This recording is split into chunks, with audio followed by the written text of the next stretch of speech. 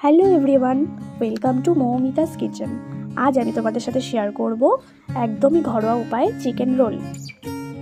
তো সবার প্রথমে পেঁয়াজ ও ক্যাপসিকামকে টুকরো টুকরো করে কেটে নিতে হবে। তারপর মাংসটাকে ছোট ছোট টুকরো করে কেটে নিয়ে তাতে পরিমাণ মতন লবণ, সয়া সস, ভিনিগার, কর্নফ্লাওয়ার দিয়ে ভালো করে মেখে নিলাম। তারপর একটা কড়াইতে সাদা তেল দিয়ে কিছুক্ষণ গরম করে তাতে চিকেনটা দিয়ে দিলাম। এরপর চিকেনটা একটু হালকা করে ভেজে নিলাম। তারপরে ময়দাটা মেখে নিতে হবে একটু লবণ ও তেল দিয়ে। এরপর চিকেনটা একটু ভাজা ভাজা হয়ে গেলেই ওই কড়াইতে কেটে রাখা ক্যাপসিকাম ও পেঁয়াজগুলো দিয়ে দিলাম। এটা এদিকে ভাজা ভাজা হয়ে গেলে একটা বাটিতে tomato sauce, green chilli sauce এবং সয়া সস মিক্স করে নিলাম। তারপর কড়াইতে তেল দিয়ে তার মধ্যে রসুন কুচি দিয়ে ক্যাপসিকাম ও পেঁয়াজ ভাজাটা দিয়ে দিলাম। এরপর ভাজা মাংসগুলো দিয়ে দিলাম।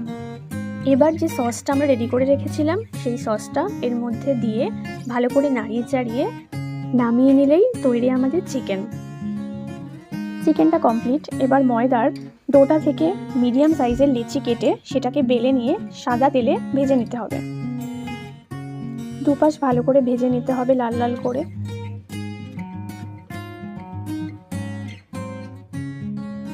এরপর এই ভাজা পরোটার মধ্যে চিকেন, লঙ্কা কুচি, সামান্য লবণ ও সস দিয়ে একটা কাগজে ভালো করে মুড়িয়ে নিলেই রেডি হয়ে যাবে আমাদের চিকেন রোল। খেতে কিন্তু বেশ দারুণ হয়েছিল।